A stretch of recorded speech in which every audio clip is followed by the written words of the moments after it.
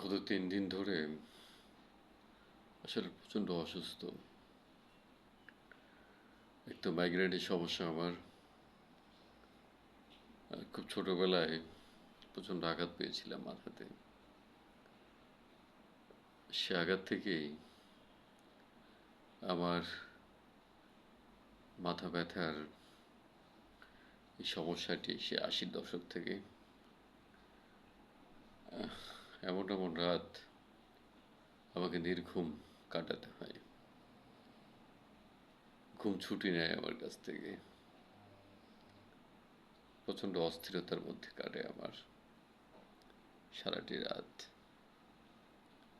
পায়চারি করতে থাকি, বারান্দার ব্যালকনি থেকে শুরু করে এই রুম ওই রুম হাঁটাহাঁটি করি। কিন্তু যে সমস্যাটায় আমি ভুগছি, আসলে এখান থেকে পরিত্রাণ পাওয়ার কোনো উপায় আছে বলে আমার মনে হয় না। তাই তো ছুটে যাই হেলাল হাফিজের কাছে। তার যুগল জীবনীটা বেশ ভালো লাগে আমার কাছে। জানি না এই অস্থিরতার মধ্যে আপনাদের কেমন লাগবে। তারপর একটু চেষ্টা করি। আমি ছেড়ে যেতে চাই, কবিতা ছাড়ে না। বলে, কি নাগর, এত সহজেই যদি চলে যাবে, তবে কেন বেঁধেছিল উদ্বাস্তু ঘর? কেন করেছিলে চারু বেদনার এত আয়োজন?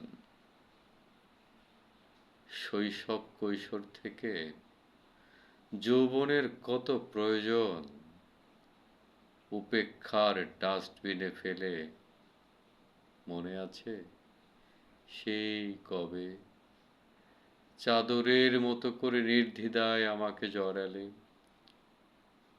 আমি বাল্যবিবাহিতা বালিকার মতো অস্পষ্ট দু চোখ তুলে নির্নিমেষে তাকিয়েছিলাম, অপরিপক্ক, তবু সম্মতিসূচক মাথা নাড়িয়েছিলাম। অতশত না বুঝেই বিশ্বাসের ২ হাত বাড়িয়েছিলাম।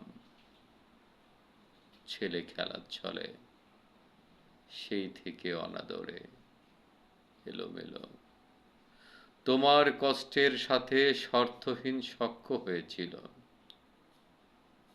তোমার হয়েছে কাজ, আজ প্রয়োজন আমার ফুরালো। আমি ছেড়ে যেতে চাই, কবিতা ছাড়ে না। দুরারোগ্য ক্যান্সারের মতো কবিতা আমার কোষে নিরাপদ আশ্রম গেড়েছে। সঙ্গ করে বলেছে, হে কবি, দেখো চারিদিকে মানুষের মারাত্মক দুঃসময়। এমন দুর্দিনে আমি পরিপুষ্ট প্রেমী আর প্রতিবাদী তোমাকেই চাই। কষ্টে সৃষ্টে আছি, কবিতা সুখী আছে, থাক। এতদিন রাত যদি গিয়ে থাকে, যাক তবে জীবনের আরো কিছু যাক। যেতে যেতে একটি সময় হয়তোবা জীবন প্রদীপ ফুরিয়ে যাবে, নিঃশেষ হয়ে যাবে এই জীবন, কিন্তু থেকে যাবে এর রেশ।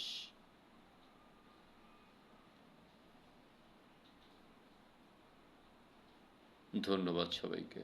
শুভরাত্রি।